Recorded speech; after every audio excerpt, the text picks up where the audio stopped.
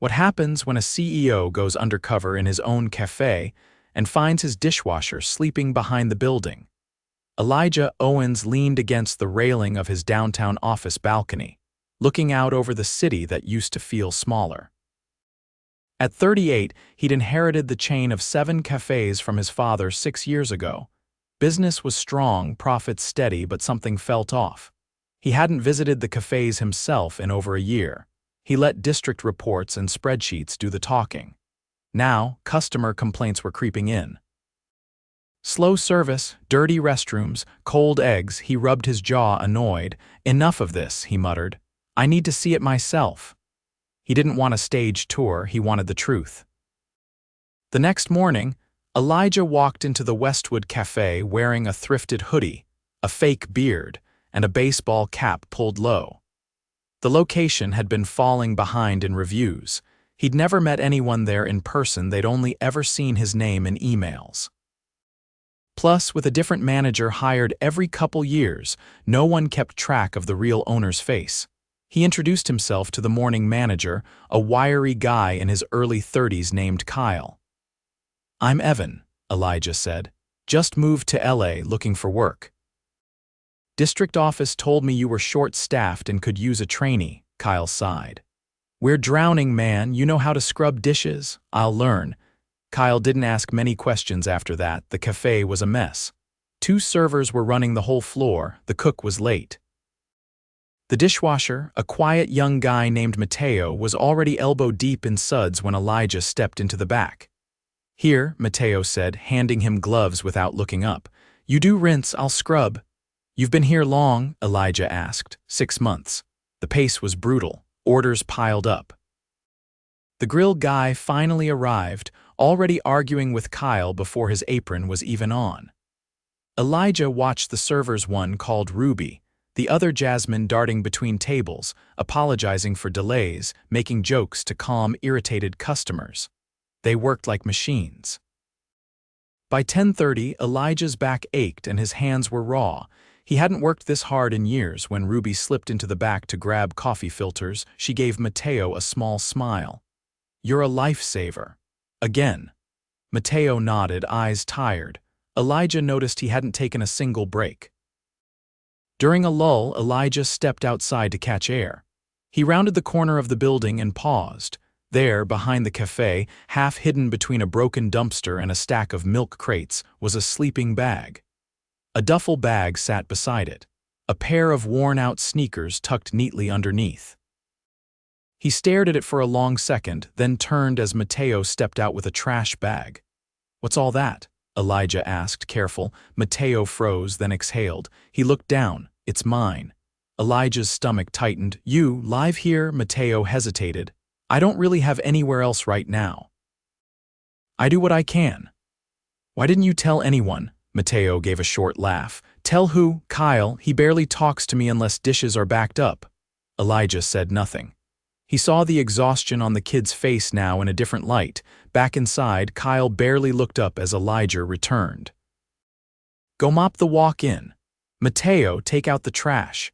Elijah obeyed, but something was burning in his chest now. When the rush picked up again at 11, Kyle vanished to the office. Jasmine and Ruby were slammed. Mateo kept up, but Elijah noticed his hands shaking from hunger. He hadn't eaten since he arrived. Elijah pulled Ruby aside. "No breaks today," she shook her head. "Kyle says we're too behind. We eat after close." "You okay with that?" She looked tired. "What choice do we have?" By noon, Elijah had seen enough. The staff was loyal but overworked. Kyle was coasting. And Mateo?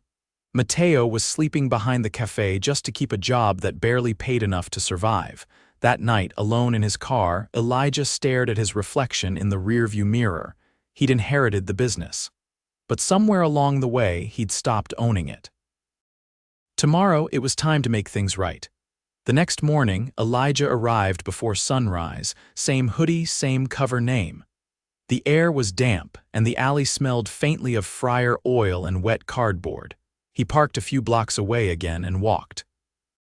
As he turned the corner behind the cafe, he saw the sleeping bag was gone. Mateo was already inside when he stepped into the back, stacking crates of clean mugs. "Morning," Elijah said. Mateo nodded, voice low. Didn't think you'd come back. I said I'd train. Not quitting after one day. Mateo didn't answer, just handed him a towel and turned back to the dishes. His silence wasn't cold, it felt like habit, like he didn't expect people to stay. Inside, the cafe was already stirring. Ruby arrived next, hair tied up, earbuds in. She looked surprised to see Elijah. Didn't think they'd assign another dishwasher, she said, tying an apron around her waist. Guess word got out, Elijah gave a shrug. Just trying to help. Kyle came in 15 minutes late, sipping from a branded-to-go cup. He barely glanced at anyone. Grill guy called out, he said. No replacement, Ruby blinked. Then who's cooking? Kyle shrugged. Figure it out. You know the eggs. He walked straight into the back office and shut the door. Ruby stared at the closed door for a moment, then turned to Jasmine, who'd just arrived. I'll handle the flat top, she said. You cover floor and register, Jasmine hesitated. I can do both, but if we get another big table, we'll just move fast, Elijah leaned in. I can help run food. Ruby gave him a quick look. You sure? I'm quick on my feet. She didn't argue. Within minutes, Ruby was behind the line, flipping bacon and eggs while Jasmine juggled the register and tables. Elijah darted between the kitchen window and the floor, dropping plates, refilling coffees, collecting checks. Mateo never stopped moving dish after dish, scrubbed and stacked. At one point, a man at table 3 snapped his fingers as Elijah approached. Took long enough, the man said. This place used to run better.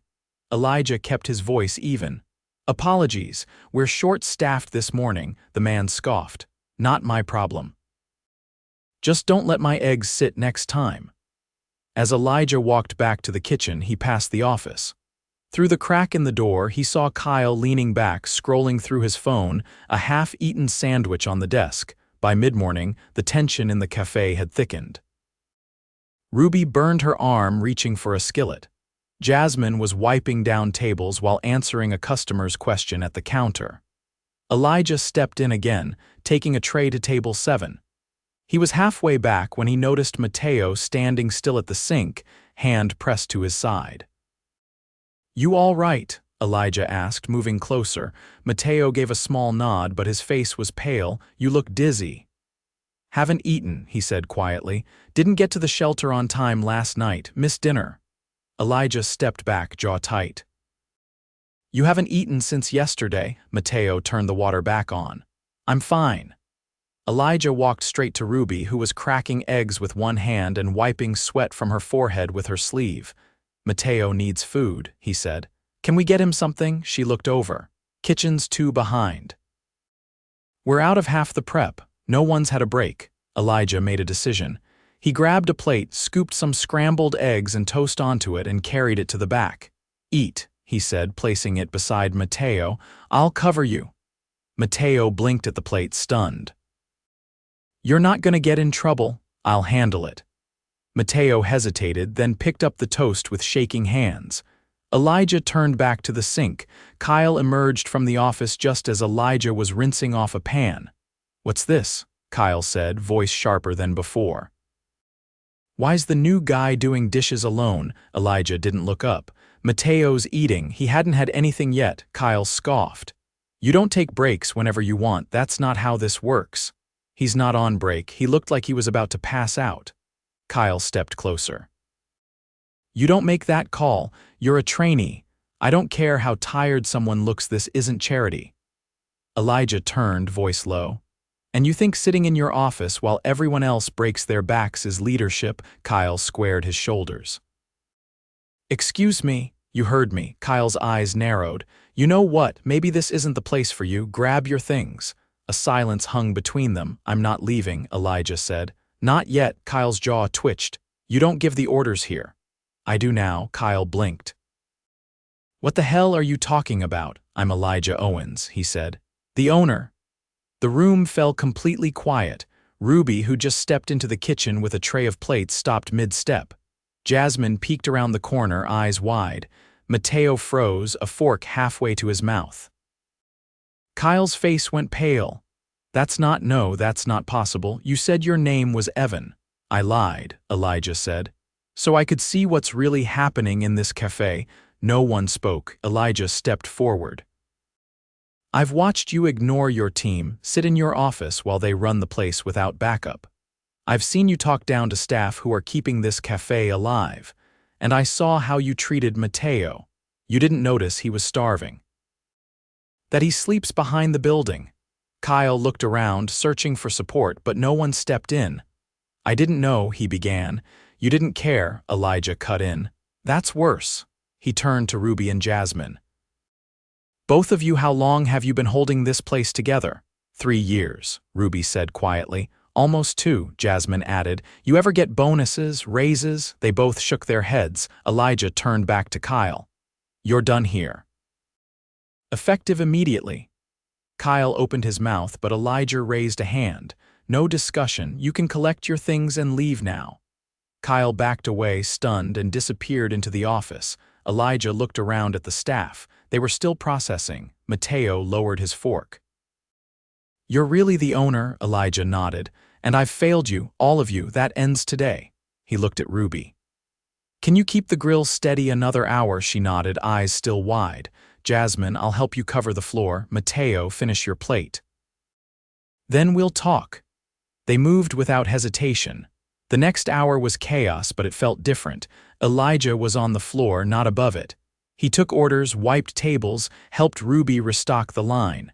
Jasmine cracked a joke with a customer that made them laugh. Mateo, fed and steadier, returned to the sink with a kind of quiet focus that demanded respect. When the lunch rush ended, Elijah gathered them all in the back. I'm not here to make promises I can't keep, he said. But here's what's changing immediately. First, no one works without breaks. Period. Second, every one of you is getting a performance review and a raise based on what you've already earned. Third, you'll each be assigned a direct line to me or someone I trust, not someone like Kyle. He looked at Mateo. And we're going to get you housed. That's non-negotiable. Mateo opened his mouth, but no words came. Ruby stepped forward. You really mean all that? Every word. No offense, Jasmine said, but why now? Elijah was quiet for a moment. Because I stopped showing up. I let reports and numbers replace people. And I saw what that cost. They stood there, the 4 of them, in a cafe that felt different now. Not fixed, not yet, but seen. Elijah looked around. We've got work to do, but we'll do it together. No one said anything, but for the first time in a long time, it felt like everyone believed it. The next few days were a balancing act. Elijah returned each morning, ditching the disguise. Word had spread fast. By the second day, employees from other locations were texting Ruby and Jasmine, asking if the rumors were true. Elijah Owens, the owner, working the floor like he was on payroll. He refused to give orders from a distance now. He clocked in, took tables, stocked the prep fridge, and even scrubbed the fryer once when Mateo's hands were too raw from detergent. Still, the problems were bigger than one person's presence. The cafe was running on 5 employees when it needed at least 8. The schedule was barely holding. Kyle's absence had left a gap in logistics, ordering, scheduling, payroll entries, all of which Elijah was now patching by hand from the back office at night. He hadn't told corporate yet. He wanted to see it through first. On Thursday, Ruby pulled him aside after the lunch rush. Her apron was streaked with sauce from the morning's pancake spill, and her voice was quieter than usual. I got asked to do a double this weekend, she said. Covering for one of the Eastwood servers who quit, Elijah frowned. Who asked you? District Ops. Someone named Trina. She said Kyle's out and there's no backup, so they're pulling whoever's available. He rubbed his temple. Did she even ask if you were okay with that? She made it sound like a favor, said I'd be helping the brand. You're not a brand asset, he said. You're a person.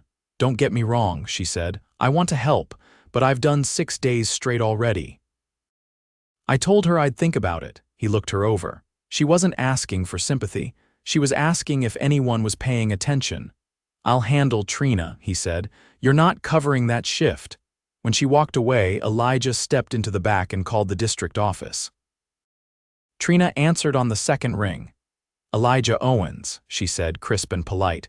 Good to hear from you. I heard you were visiting locations. Trina, he said. I just found out you assigned Ruby to a double in Eastwood. She's been reliable, Trina said. And with Kyle out, we're in scramble mode. You're pulling staff from an understaffed store to cover another understaffed store. It's temporary.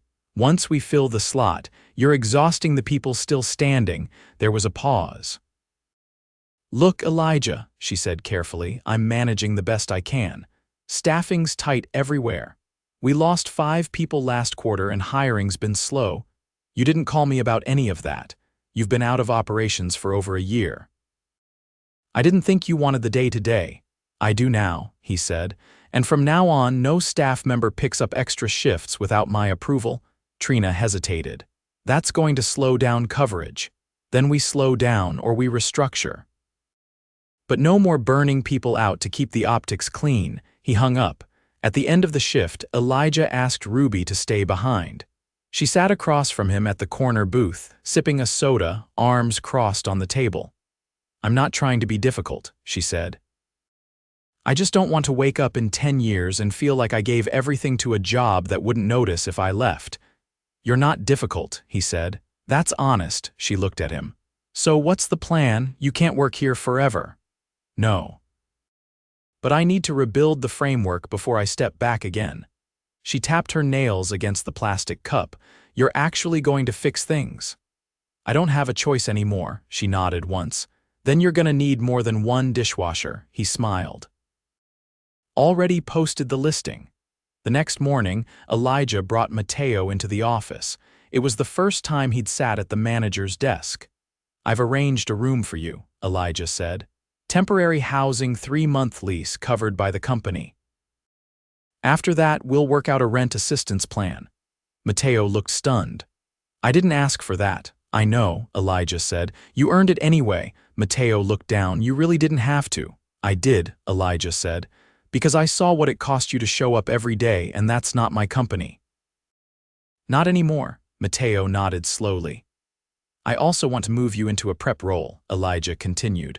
Higher hourly, more training. You already know the line layout. Ruby says you've been helping with restocks without being asked. Mateo blinked. I've never cooked professionally. You'll learn. You've got the rhythm. Mateo didn't answer right away. Then he said quietly, I didn't think anyone noticed. I didn't, Elijah said, until I stood next to you. Later that afternoon, a tall man with shoulder-length locks and a clipboard walked into the cafe. He had on a clean button-down and a calm presence that made customers glance twice. Elijah met him at the counter. Derek, the man said, holding out a hand. You must be Elijah. Derek was a former cafe manager from another city, one Elijah's father had hired years ago before transferring him to a corporate role. When Elijah called him earlier in the week, he agreed to help stabilize Westwood temporarily. Place smells like a real kitchen again, Derek said, glancing around. It's held together by 3 people and a miracle, Elijah replied. He introduced Derek to the team, who were cautious but polite. Ruby gave him a once-over and nodded. Jasmine asked him 3 questions about scheduling. Mateo didn't say much, but Elijah could tell he was watching closely.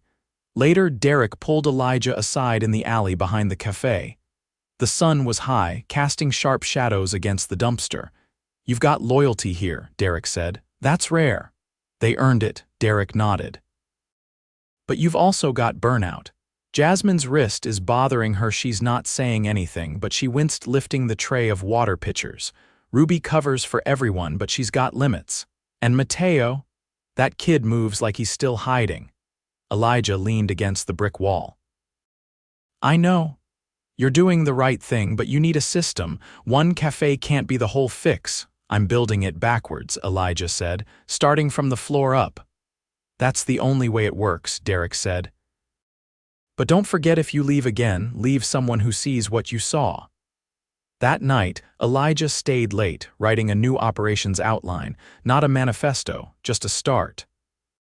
It included a mandatory check-in process for each cafe, monthly on-site visits, anonymous employee surveys, break tracking, and a rotating relief team to fill gaps without draining core staff. He sent it to Trina with a simple note. This is the new baseline. We'll build up from here. The next morning, Jasmine came in early, a support brace on her wrist. Caught it before it got worse, she said before Elijah could ask. Thanks for noticing. I didn't, he said, but someone did. She smiled and stepped behind the counter.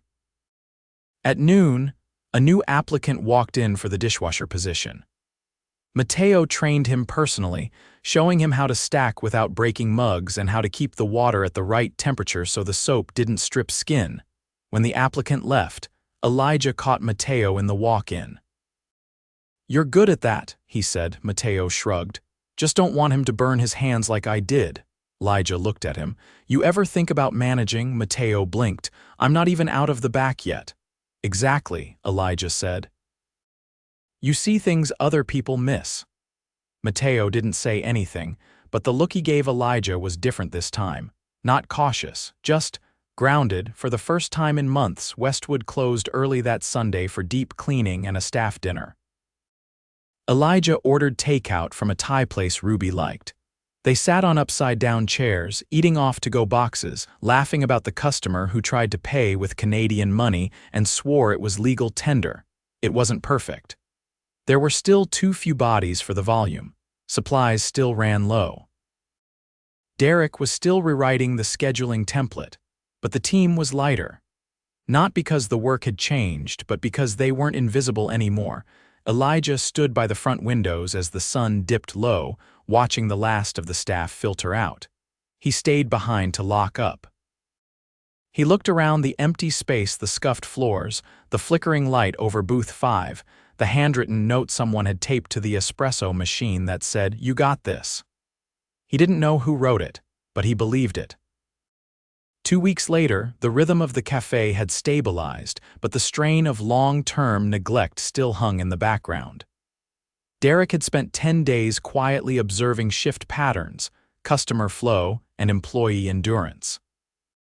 His notes weren't long, but his suggestions were precise. Adjust table assignments during peak hours. Stop batch prepping hollandaise in the morning when it always ran out by noon, and split the closing checklist in half to prevent burnout after 10-hour shifts. Elijah approved every adjustment. He didn't need to micromanage. He just needed to trust people who actually knew the work. One morning, as the team was setting up for the breakfast rush, a new face stepped through the door. She was tall, with a calm posture and close-cropped curls under a navy cap. No clipboard. No handshake speech, just a quiet glance around and a steady walk to the counter. Derek, who was refilling the till, nodded to her. You're here for the supervisor slot, she nodded once. Name's Tanya. Transferred from South Larchmont. I've done closing, mid, and open for 3 years. Heard Westwood needed someone consistent. Ruby looked up from the service bar. You left South Larchmont for this? Tanya gave a small shrug. Place is clean. Looks like people care. I'll take that. Mateo had just stepped out from the back with a bin of sanitized mugs. He didn't say anything, but he held the door open for her without looking up. Jasmine was wiping down the front windows when she turned and asked, You ever work without a manager? Tanya took off her cap and held it in one hand. I've worked places where the manager was present and still no one was leading. That's worse. That was enough for Ruby. If you're willing to roll up your sleeves, we'll roll with you. Tanya nodded once and stepped behind the counter like she'd always been there. By late morning, the café was full. Booths were packed, the patio had a waiting list, and the line at the register was 6 deep. Tanya took the floor without being asked. She bussed tables, handled a refund for a customer who claimed his eggs were undercooked though he'd eaten all of them, and ran backup orders when the line got jammed. In the kitchen, Elijah and Derek were assembling a temporary supply rack to replace the rusted shelving that had been flagged during a surprise health inspection the week before. The metal groaned under the weight of bulk syrup containers. You think we can get through another inspection without replacing that fridge door? Derek asked, checking the hinge. Already ordered the part. Should be in by Monday, Elijah said, adjusting the level. Not bad for a guy who didn't know what a gasket was 2 months ago. Elijah gave a short laugh. I still call the walk in the freezer half the time. Don't let the staff hear that. Just then, a loud crash rang out from the front of house. Elijah stood up straight and moved fast. As he rounded the corner, he saw a tray of glasses shattered on the floor, water pooling across the tile. Jasmine was crouched down, hands trembling slightly, trying to collect the larger shards. A customer near the spill had already stood and was pointing at her, voice raised. This is exactly why I asked not to be seated near the counter. I said it was too busy. Tanya stepped between them. Sir, she's already cleaning it. No one was hurt. If you'd like to move to the patio, we can make that happen. She dropped glasses near my wife. That's a safety issue. Jasmine carefully stood, eyes lowered. I'm sorry, my grip slipped. Elijah looked closer. Her elbow was slightly swollen, not new. I want to speak to someone in charge, the customer continued. This is the second time I've had a problem at this location. First there were delays, now this. Are you running a business or a training center? Tanya didn't flinch. You're speaking to the floor lead, and I'm telling you the situation is taken care of, the man scoffed. Unbelievable. First it's a dishwasher who looks like he lives outside, now this one can't hold a tray. What's next? The room went silent. Elijah stepped forward, voice hard. What did you just say? The man turned, surprised. I said what I said. You want customers to respect your place, you hire people who act, get out. The man blinked. Excuse me, you heard me, you're not welcome here. You're the manager? No, I own this cafe. And I don't tolerate that kind of language about my staff. The man stared, then turned to his wife, who stood quietly beside him. She didn't argue when he grabbed her purse and stormed out. Jasmine was still frozen. Mateo was standing behind the counter now, still and tense. You all right? Elijah asked her. She nodded once, then sat down on the stool behind the pastry case. Tanya squatted down and picked up the rest of the glass.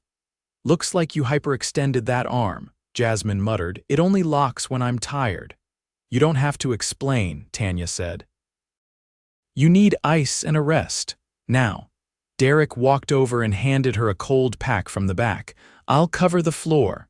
Elijah watched as Jasmine pressed the pack gently to her elbow. She didn't speak for a while. Then she said, he called me this one, like I wasn't even here. You're here, Elijah said, and you're seen.